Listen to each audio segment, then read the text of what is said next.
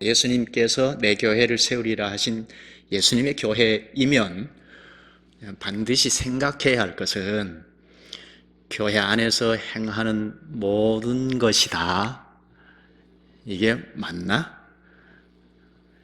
예수님께서 혹은 하나님께서 말씀하신 성경이죠?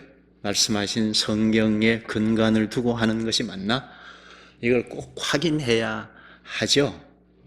그렇지 않으면 교회가 하나님께서 말씀해 주신 것을 확인해서 하지 않으면 마치 불교인들이 절을 드나들면서 행하는 행위와 비슷해집니다. 교회라는 것, 또 하나님의 이름을 부르는 것만 다르지 다른 종교에서 하는 것과 비슷하게 됩니다. 성탄절 이것도 마찬가지죠. 지금은 아주 제가 어릴 때처럼 아주 옛날에는 정보가 노출되지 않았고 또 우리 어르신 세대는 신학 자체가 어두워서 그 시대의 사명은 다 했는데 문제는 이제 이 시대에는 정보가 다 노출이 돼 있죠. 인터넷만 봐도 그리고 유튜브만 봐도 기본적인 지식은 잘 가르쳐주고 또 배울 수 있는데요. 그래서 성탄절 12월 25일 하면 예수님께서 탄생하신 날이다. 그렇게는 생각하지 않죠? 제 어릴 때는 12월 25일이 예수님 탄생하신 날이야 하고 축하 공연도 하고 했는데요. 축하 공연, 행사 이런 것 하는 것이 문제가 되는 것은 아니고 문제는 하나님께서 가르쳐 주신 말씀의 근간을 두고 하는 건가? 12월 25일이 예수님 탄생하신 날이다 하는 가르침은 없거든요. 그 날짜를 정확하게 알 수 없습니다.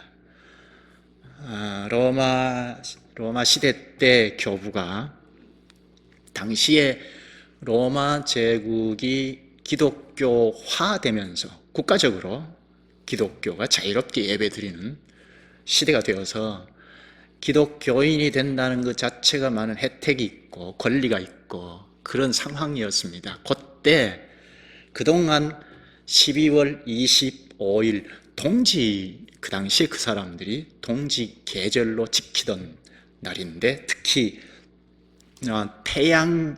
태양이 난 날 그렇게 지켰던 것 같아요. 태양의 날 해서. 근데 로마의 교부가 진짜 태양은 예수 그리스도가 아니겠는가 해서 그날을 탁 빼앗아서 지킨 것이 정착이 되어서 지금까지 전 세계가 12월 25일은 성탄절이다 하게 된 거예요. 이런 정도는 이제 지금 정보가 노출된 시대이기 때문에 다 알 수 있으리라고 봅니다. 그러니까 날짜 문제는 그리 중요한 것이 아니다는 생각을 해야 할 것 같고 그런데 전 세계 사람들이 다 요 날을 중요하게 쉬고 있는 날이니까 우리도 쉬면서 그러면 예수님께서 이 땅에 오신 것이 무엇인가 말씀을 이렇게 들여다보고 배우고 하는 것은 매우 중요하죠. 특히 예수님께서 사람으로 오셨다. 이건 하나님이 사람으로 오셨다는 거기 때문에 이건 엄청난 사건이죠. 사람의 지식으로는 도무지 가늠할 수 없는 사건이기 때문에 이런 때에 예수님께서 오신 것, 예수님이 그가 참 누구인가? 세상 사람들은 성자 중에 한 사람 정도로 생각하는데 우리는 그 정도로 머물러 있어서는 곤란하고 다 기본적으로는 알고 있는 거지만 신앙생활 한 2, 3년만 하면 기본 지식은 다 있겠지만 이런 때에 성경 말씀으로 쑥 들어가서 좀 읽으면서 다시 명료하게 가지는 것이 종교인처럼 벗어나는 전락하는 데서 방지할 수 있습니다. 교회 전체도 말씀으로 자꾸 들어가서 하나님이 말씀하시는 것이 무엇인지 오늘 예수님이 누구신지 자꾸 확인하고 명료하게 하면 교회가 예수님의 교회답게 존재하고 전진해 나갈 수가 있습니다. 그래서 오늘 이 본문을 보았는데요. 예수님 그는 누구인가? 이것만 좀 우리가 명확하게 확인하는 시간이 되었으면 합니다. 짧은 시간이니까. 먼저 예수님이 이 땅에 오신 그 경위, 과정을 오늘 본문에서 잘 가르쳐 주죠. 본문을 한번 쭉 읽어 보십시다. 먼저 18절. 예수 그리스도의 나심은 이러하니라. 그의 어머니 마리아가 요셉과 약혼하고 동거하기 전에 성령으로 잉태된 것이 나타났더니, 그리스도께서 나신 과정, 근원을 말하는데, 법적으로 어머니가 되는 마리아가 법적으로 아버지가 되는 요셉과 약혼을 하고, 이 지역의 약혼은 결혼과 같은 건데요. 법적으로 부부가 됐다는 건데, 약혼을 하고 잠자리를 같이 하기 전에 임신이 되었어요. 마리아의 몸에서. 그런데 여기 중요한 것, 성령으로 잉태됐다 하죠. 성령으로 잉태됐다. 이건 우리 사람 지식으로는 납득하기 어렵습니다. 쉽게 말하면 성령은 하나님이시니까 하나님께서 우주 만물을 다 지으셨잖아요. 사람으로부터 우주 만물 다 말씀으로 아주 기이하게 말씀으로 지으셨는데요. 사람도 말씀으로 지으신 그분이 마리아의 몸에 사람을 임신케 했다. 그렇게 생각하면 조금은 납득이 되죠. 천지 만물을 지으신 하나님께서 그 능력으로 처녀인 마리아의 몸에 임신케 하셨다. 그러나 임신한 마리아, 그리고 법적으로 남편이 되는 요셉, 엄청나게 놀랐을 겁니다. 화들짝 놀랐을 겁니다. 아니, 우리가 같이 잠자리 하지 않았는데 임신이 됐다? 화들짝 놀랐을 것입니다. 그 다음 19절. 그의 남편 요셉은 의로운 사람이라 그를 드러내지 아니하고 가만히 끊고자 하여.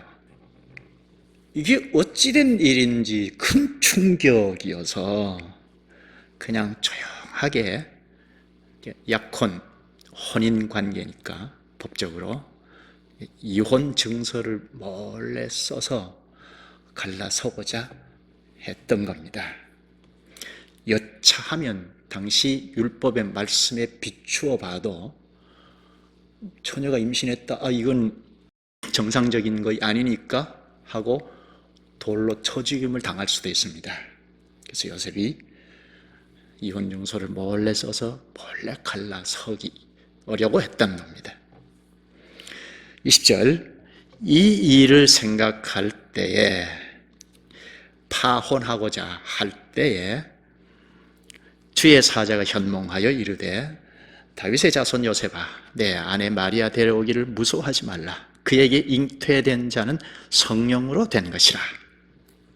성령으로 임신했다는 것, 하나님이 사람 하나를 지으셨다, 그렇게 봐도 되죠.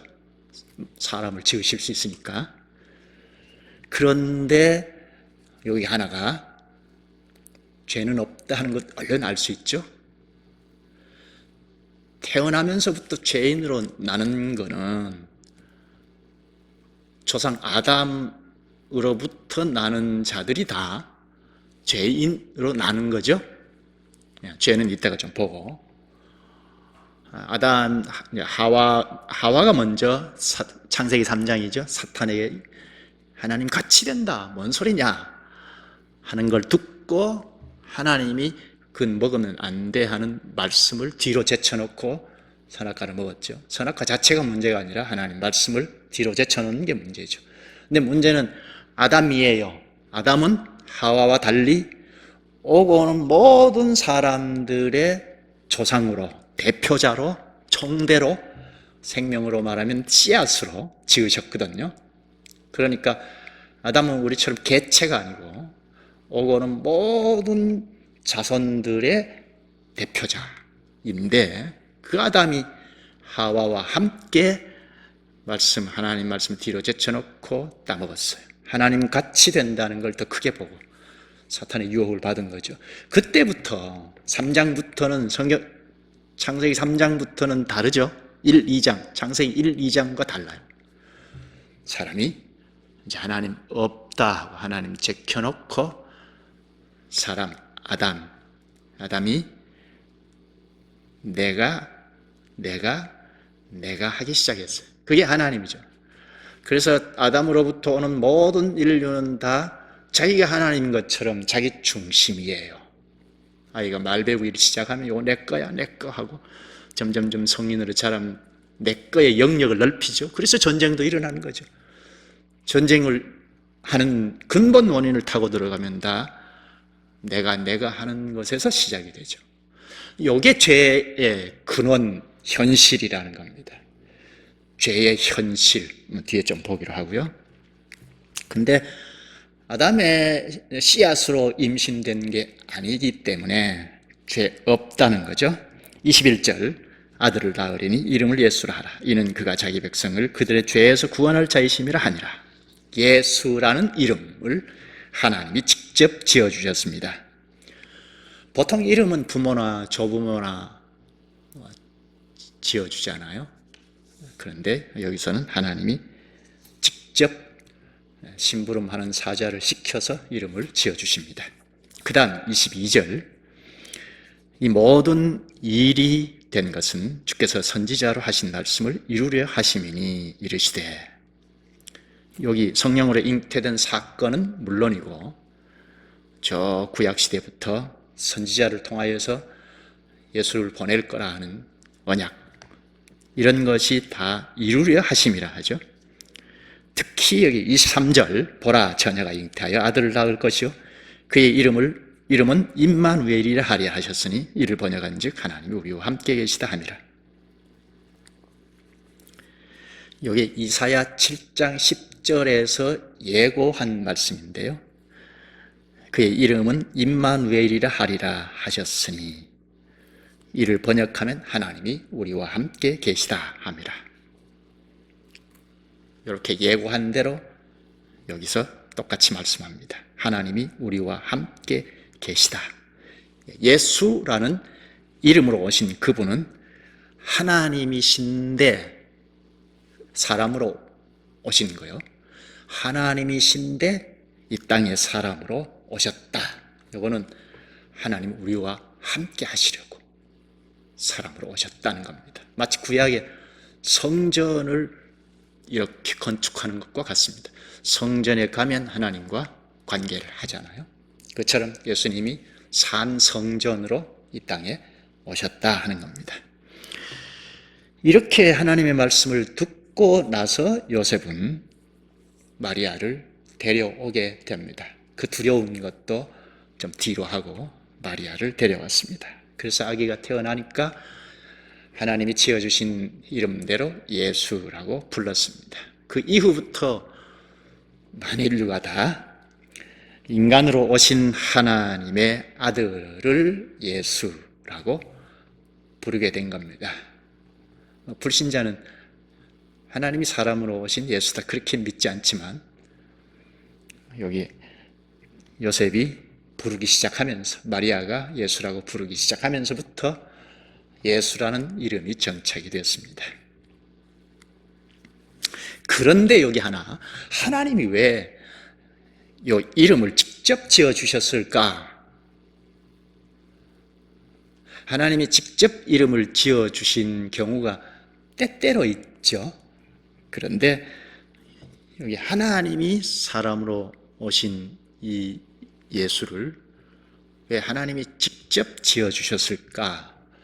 예수라는 이름은 히브리어로는 여호수아인데요.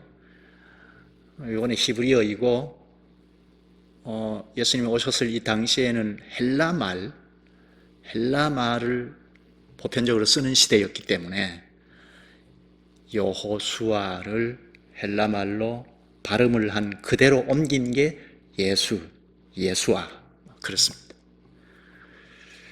뜻은 여호와는 구원이시다. 하나님은 구원이시다 하는 뜻입니다. 당시 사람들이 이때는 하나님이 직접 지어주신 예수라 지어주셨지만 당시 유대 사람들, 이스라엘 사람들은 예수라는 이름을 때때로 지었습니다. 아들을 낳으면 예수라는 이름을 지었습니다. 그 뜻이 여호와는 구원이시다는 거잖아요. 그러니까 하나님께서 혹 이 자를 위해서 구원하시지 않을까? 이런 생각을 가지고 아들을 낳으면 예수라는 이름을 종종 지었습니다. 그런데 여기 하나님께서 직접 지어주셨다는 것, 왜일까요? 이거는 당시 유대 사회에서 하나님이 구원자이시다, 하나님이 구원하신다 하는 이 구원관 문제 때문인데요. 바로잡기 위해서 하나님이 직접 예수라는 이름을 지어주셨습니다. 당시에 유대 사람들은 하나님이 우리를 구원하신다 할 때 이 구원에 대한 인식, 이건 매우 현실적이었습니다. 국가적으로 보면 유대 나라가 오래전부터 아수르부터 바벨론, 구약, 바벨론, 이때는 나라가 다 산산조각 나버렸죠. 흩어졌습니다. 근데 지금 현재도 로마 속국에 있잖아요. 그래서 사형 선고를 내릴 때 이 유대인들이 최고 법정에 세워서 사형 언도를 내리고 사형을 시키고 하지 못했어요. 로마의 허락을 받아야 했는데 한 예를 들 수 있는데, 그러니까 구원이라는 것도 정치적으로 현실적으로 좀 자유롭고 태평한 잘 먹고 잘 사는 나라, 살판 나는 나라를 만들어 주실 그런 구원관을 가졌어요. 다윗의 자손 누가, 그러니까 다윗의 자손은 구약에 예고된 거니까 다윗의 자손 누가 하나님의 힘을 가지고 와서 이렇게 속국하에서 이렇게 부자유하게 살게 할 것이 아니고 자유롭게 여기에서 딱 건져서 자유롭게 살 수 있었으면 좋겠다 하는 구원관을 가졌어요. 그래서 아들을 낳으면 혹시 이 자가 다윗의 자손 그가 아닐까 하고 예수라는 이름을 종종 지었답니다. 그러니까 현실적으로 국가가 좀 살판나게 해방을 시켜주는 구원관, 그랬다는 겁니다. 예수님께서 3년 동안 사역하실 때만 우리가 봐도, 사복음서에 봐도 예수님께서 먹을 것 풍족하게 먹이시고 그랬죠. 5,000명 먹이고도 남는, 이건 하나님 나라의 왕이 예수님이니까 하나님 나라 왕이 행차하신 그곳이 하나님 나라인데, 천국인데, 우리나라는 천국에 대한 인식을 죽으면 가는 저쪽만 생각하는데요. 예수님이 오셔서 하나님 나라가 왔다, 보라 하고 굶주린 사람들을 풍족하게 먹이시고 하신 거예요. 하나님 나라가 왔는데 귀신이 있다, 이건 불합리하다 해서 귀신을 쫓아내셨어요. 하나님 나라 왔는데 병자가 있다, 이거는 결함이다 해서 병자를 고치셨어요. 그래서 보라, 하나님 나라가 왔다 하는 것을 보이시기 위함인데요. 이때 유대인들이 예수님을 많이 쫓았죠. 많이 따라다녔습니다. 제자들이 많았죠. 우리가 기대하던 그 구원의 예수다 생각했던 겁니다. 그런데 점차 현실적으로 먹고 잘 사는 이런 인생 행복의 구원자가 아니다는 걸 알고 다 떠났죠. 이게 매우 중요한데요. 오늘 우리나라 교회적 현실에서 우리가 사는데 우리도 크게 벗어났을까 생각해 볼 필요가 있죠. 예수 잘 믿으면 잘 먹고 잘 산다, 이런 쪽에 기울어져 있으면 예수는 하나님이 구원자시다 하는 그 뜻에 부합하지 않죠. 이 사실을 당시에, 예수님이 오셨을 당시에 이 사실을 잘 아시고 하나님이 예수라는 이름을, 여호와는 구원이시다 하는 이름을 직접 지어주셨습니다. 너희들이 생각하는 구원과는 틀려먹었다 하는 겁니다. 바로 고치고 구원을 바로 알리려는 이름으로 하나님 직접 지어주셨습니다. 본문으로 가서 직접 이름을 지으시면서 이름의 뜻까지 풀어서 말씀하셨죠. 21절이죠. 아들을 낳으리니 이름을 예수라 하라. 이는 그가 자기 백성을 그들의 죄에서 구원할 자이심이라 하니라. 잘 먹고 잘 살게 하는 쪽으로 구원을 이동해 주겠다, 구원시켜 주겠다는 말이 아니고, 그죠? 그들의 죄에서 구원할 자입니다. 죄를 이야기했습니다. 구원이라는 말, 그리고 자기 백성을 구원할 자. 구원이라는 말은 굉장히 포괄적인 말인데요. 웅덩이에 퐁당 빠진 데서 건져주는 것도 구원이고, 먹고 살기 어려운데 풍족하게 먹여주는 이것도 구원이고, 그렇죠? 구원은 굉장히 포괄적인 말인데, 그 근원은 핵심, 구원에 대한 핵심, 여기 자기 백성을 그들의 죄에서 구원할 자이심이라 하고 말씀하셨습니다. 여기 강조점인데, 죄에서 구원할 자라. 아예 지목을 했죠. 죄에서 구원할 자라. 그럼 죄가 뭘까? 죄 할 때 우리가 세상살이에서 죄를 다 알고 있죠. 여기서 말하는 것이 그런 것일까? 당신 죄인이요 하면 우리나라에 법 하나 어기지 않았는데, 교통법규 하나 어기지 않았는데 내가 왜 죄인이지? 이렇게 할 수 있죠. 남의 물건 안 훔쳤는데 죄인인가? 할 수 있죠. 요 현실적인 죄 문제 이전에 여기서 말하는 죄는 하나님과의 관계 문제, 하나님과 관계 문제에서 쉽게 말하면 하나님과 관계에서 끊어졌다, 하나님 없다 하는 것, 앞에서 말한 것 창세기 3장에서 말한 것처럼 하나님이 뒤로 물러나고 내가 하나님이라는 것, 내가 자기 중심, 이게 죄의 현실입니다. 죄가 뭐냐 할 때 현실은 자기 중심이라는 것, 이게 죄의 현실입니다. 예수 그분은 하나님과 관계에서 두절된 것, 이걸 좀 이어주기 위해서 오신 분이다. 이런 점에서 유일한 구원자라는 겁니다. 그래서 사도행전 4장 12절에 보면 다른 이로서는 구원을 얻을 수 없나니 천하 인간의 구원을 얻을 만한 다른 이름을 우리에게 주신 일이 없음이라 합니다. 유일한 구원자가 예수입니다.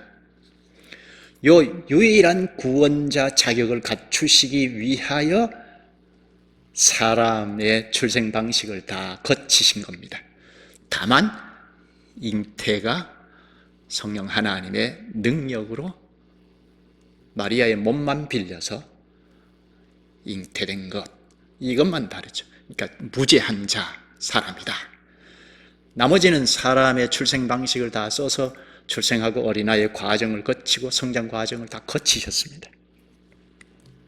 그리고 어른으로 성장하여 중보자, 구원자의 뜻을 말씀과 행위로 다 가르쳐 주셨죠. 그 가르침에 따라 사람의 죄 문제를 해결하시기 위하여 십자가에 죽으셨죠. 십자가에 죽으실 때 사람의 죄를 가지고 죽으셨죠. 그리고 부활하여 지금 하늘에 오르셨는데 이 구원을 완결하시기 위하여 다시 오시죠. 다시 오실 때 우리의 구원을 완결하시죠. 그래서 예수라는 이름은 하나님의 구원이시다 하는 건데, 우리 인간의 유일한 구원자이시다 하는 겁니다. 하나님과 우리 인간, 나를 연결시켜주는, 연결돼야 우리가 완전한 구원이 되잖아요. 연결시켜주는 중재자가 예수 그리스도이다. 그런데 여기 21절에 보면 자기 백성을 그들의 죄에서 구원할 자이심이라. 자기 백성이라고 합니다. 자기 백성을 구원한다. 예수님이 자기 백성을 구원한다 했습니다. 자기 백성이 누굴까요? 당시의 유대인들일까? 이스라엘 백성들일까요? 요한복음 1장 11절에 보면 예수께서 자기 땅에 오매 자기 백성이 영접지 아니하였다 합니다. 유대인들이 예수님이 오셨을 당시 유대인들은 구약교회부터 전통적으로 우리는 하나님 백성이야 하고 선민의식을 잔뜩 가지고 있었는데, 정작 구약의 모든 말씀이 예수님께 귀결된다는 것 받아들이지 못해서, 그러니까 말씀을 계속 친숙하게 창념하고 있어야 하는데 왜곡되어 버렸어요. 그 중간기를 거쳐서. 그래서 예수님이 하나님 나라의 왕이다 하는 걸 받아들이지 못했습니다. 우리의 구원자다, 진짜 구원자다 하는 것을 받아들이지 못했습니다. 그러면 당시 유대인들은 아니고, 예수님의 백성이 아니고, 그러면 당시 이방인들이라고 하는 불신자들일까? 그들은 로마서 1장 20절, 21절을 쭉 보면 하나님을 알 수 있도록 만물에 다 계시하셨다 했는데, 그런데 그걸 믿지 않았다고 하거든요. 그러니까 이방인들도 예수님의 백성이 아니겠다 싶으죠. 그럼 당시에 유대인들과 이방인, 이건 인류를 대표로 해서 말하는데, 유대인들이 아니고 이방인들이 아니면 이 땅에 예수님의 백성은 한 사람도 없다 하는 거죠. 그러면 예수님의 백성이 누구일까? 아무도 없다는 건데, 그래서 하나님이 독생자 예수를 사람으로 보내셨습니다. 무죄한 사람으로, 죄 없는 사람으로 보내셔서, 성령으로 잉태하신 거죠. 보내셔서 구원의 일을 행하셨습니다. 구원의 일을 행하시고 결국은 십자가에서 다 이루었다 하시고 구원을 완성하셨는데, 그러니까 하나님께서 주체적으로, 주권적으로 구출을 하는, 구원하는 자들이 예수님의 백성이겠다는 거죠. 우리는, 사람은 스스로 예수 그리스도의 백성이 될 수가 없다는 겁니다. 하나님께서 예수 그리스도를 보내셔서 십자가에 죽으시고, 그 뒤에서는, 배후에서는 이 사람을, 아담의 자손으로 온 모든 죄인들을 구출하시기 위해서 새로 지으셨다 할 수 있습니다. 중생, 거듭났다, 이건 다 재창조하셨다는 말인데요, 창세기 1장 2장에서 천지 만물을 지으시고 말씀으로 사람을 창조하신 것처럼 우리 아담의 자손으로 온 우리는 다 죄인이다 하는 것은 하나님 앞에서는 죽었다 하는 건데, 이걸 중생케 했다, 거듭나게 했다, 이건 다시 지으셨다는 겁니다. 그러니까 예수님의 백성은 다시 지음받은 자들, 그들이 예수님의 백성이다 하는 겁니다. 하나님께서 예수 그리스도를 십자가에 심판하심으로 자기 백성, 그러니까 다시 지을 사람들을 이 십자가에 예수님이 죽으실 때 같이 엮어서 심판하셨다는 겁니다. 그래서 재창조된 자는 이제 내가 죄인이구나, 말씀을 전하거나 복음을 전하거나 할 때 내가 죄인이다 하고 믿고 나와서 고백하죠. 그렇게 자기 죄를 고백하고 나오는 자들에게 맞다, 당신이 거듭난 사람이야, 재창조된 사람이야 하고 사인하는 게 세례이죠. 요즘 세례를 막 줘버리는데, 신앙 고백을 보고, 그러니까 나는 하나님 앞에 죄를 지은, 하나님과 두절된 죄이다, 죽은 존재이다 하고 고백하고 나오는 자들에게 세례로 과연 그렇다고 사인을 하죠. 이 사람들이 예수님의 백성이다 하는 겁니다. 배후에서 하나님이 구원을 일으켜 주셨기 때문에, 재창조해 주셨기 때문에 예수 그리스도를 믿고 나와서 죄인이라는 걸 고백하고 할 수 있다는 겁니다. 어제까지는 뭐 성경 말씀을 아무리 보아도, 공부를 해도, 또 누가 아니면 설교를 들어도 도통 이해가 안 됐는데, 자꾸 이해가 되고 믿어진다 할 때는 배후에 하나님이 새 기능을, 지식, 감정, 의지를 새로 만들어 주셨기 때문에 되는 겁니다. 로마서 4장 25절에 예수는 우리가 범죄한 것 때문에 내줌이 되고 또한 우리를 의롭다 하시기 위하여 살아나셨느니라.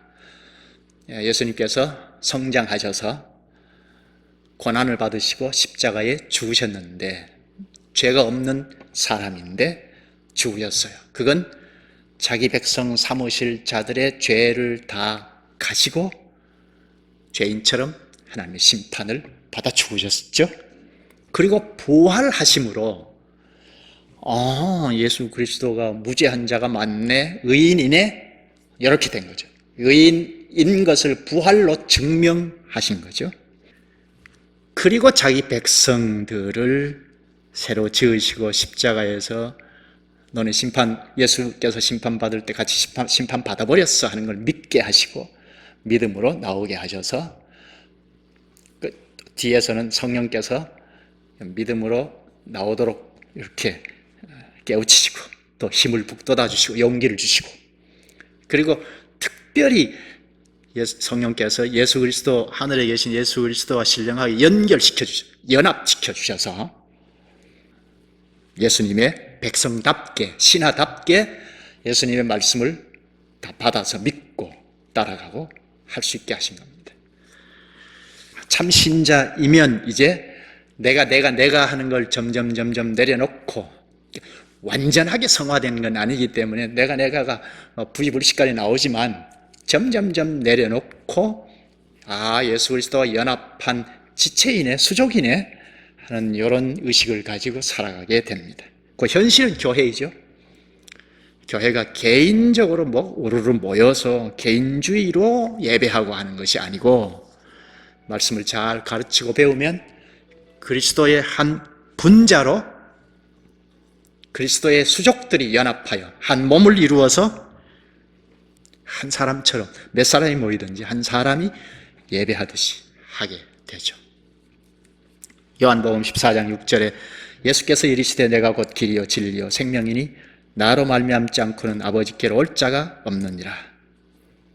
다른 곳에서는 구원의 길이 없다, 생명의 길이 없다는 겁니다. 유일한 구원자가 예수입니다. 그럼 우리가 누구의 말을 듣고 의지해야 하죠? 많은 사람들이 이렇게 말하더라, 그걸 의지해야 합니까? 아주 훌륭한 사람이, 아니면 훌륭한 교회가 이 말을 하더라, 그걸 믿고 의지해야 합니까?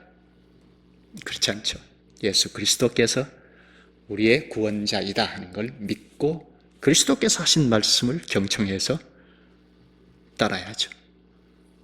다 그렇지 않더라도, 나 혼자라도 그래야죠. 우리가 병이 들면 약국을 찾고 병원을 찾습니다. 그런데 병원, 약국이 우리의 의지의 대상은 아니죠. 가난하면 돈을 찾고, 먹을 것이 없으면 먹을 걸 찾습니다. 그러나 돈, 먹는 것, 이게 유일하게 의지할 대상은 아니다 하는 겁니다. 구원주 예수를 의지해야 하고 그가 하시는 말씀을 따라야 하죠. 우리가 어떤 문제가 생기면 상담자를 찾을 수 있습니다. 정신적으로 문제가 있으면 정신과를 찾을 수 있습니다. 그러나 그런 상담자가 우리를 구원해 주지는 않죠. 오직 예수께서 우리의 구원을 일으켜 주신다. 지금 이미 그리스도를 믿고 나온 자들은 구원이 시작된 거죠. 예수께서 다시 오실 때, 혹은 우리가 죽어서 그리스도 앞으로 갈 때 구원이 완결이 되죠. 그러니까 늘 예수님께서 내가 길이요 진리요 생명이니 하신 말씀, 예수님의 가르침을 따라야 하겠다. 예수님 가르침 안에 거해야 하겠다는 겁니다. 유일한 구원자는 예수님 뿐입니다. 그래서 우리가 예수님께서 자기 백성 삼으신 자들은 다 그리스도 자신에게 연합시켜 놓으셨습니다. 성령께서 저 하늘 보호자 우편에 계신 그리스도와 연합시켜 접붙여 놓으셨습니다. 그래서 비록 우리가 이 세상에 살아가지만 저 하늘 시민이라고 하죠. 그리스도의 수족으로 살아갑니다. 예수 믿기 전에는 내가 하면서 개체로 살아갔죠. 개인주의로. 그런데 그리스도를 믿음으로 내가는 없다. 십자가에 예수께서 죽으실 때 함께 죽었다 하고 시작하죠. 그래서 그리스도께서 살아나신 거기에 우리가 연합이 되어서 로마서 6장 3절에서 5절에 잘 말씀합니다. 부활에도 우리가 연합하여 이미 우리는 새 생명을 가졌다. 근데 아직은 아담의 후손으로 온 요소가 본성이죠.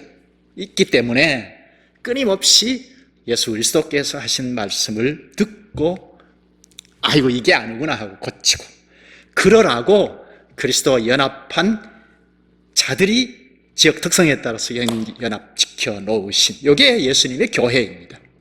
예수님의 교회는 많은 프로그램, 많은 일들이 있지만 핵심적인 것은 그리스도께서 공식적으로 불러 모으셔서 이렇게 하자. 그건 옳지 않아 하시는 말씀을 듣고 한 발씩 걸어가는 이게 예수님의 교회입니다. 여기에 가장 핵심적으로 책임을 지고 있는 자는 강단이에요. 강단에서 예수 그리스도의 말씀을 심부름하지 않게 되어버리면 이거는 종교로 전락할 가능성이 있습니다. 우리 주변에, 우리 가까이에 종교단체처럼 형성하고 있는 교회를 곧잘 보실 겁니다. 그 근본 원인은 그리스도께서 사람을 세우셔서 이것이다 이렇게 가자, 그건 옳지 않아 하고 체계적으로 하나씩 가르쳐가는 강단이 아닐 때 그렇게 됩니다. 기도하시죠. 자비하신 주님께서 우리의 구원, 영원한 구원의 문제 없게 하시는 예수님인 것을 알 수 있게 해주셔서 감사합니다. 하나님과 저희 사이에 유일한 중재자의 자격을 갖추시려고 하나님이 신대 우리의 출생 방식과 같이 어린아이로 오셔서 우리의 구원을 다 이루시고 장차는 구원을 완결하시려고 다시 오실 그리스도인 것을 깨우치시니 감사옵나이다. 저희도 아직 죄 가운데 노출되어 있기에 여차하면 현실적인 구원에 빠질 가능성이 있는 저희를 늘 주께서 말씀으로 깨닫게 하심으로 항상 그리스도 안에 연합하여 오늘도 가르침을 받는 존재임을 알게 하시옵나이다. 언제나 저희가 하나님과 죄의 문제로 말미암아 인간 사이에서도 온갖 문제가 발생된다는 걸 의식하고 늘 그리스도를 의지하고 늘 그리스도의 가르침과 이끄심을 받는 일에 여지를 두지 않게 하여 주시옵소서. 성령께서 늘 도와주셔서 말씀으로 이것저것 마땅히 행할 일을 할 수 있는 데까지 가게 하시옵소서. 예수님의 이름으로 기도하옵나이다. 아멘.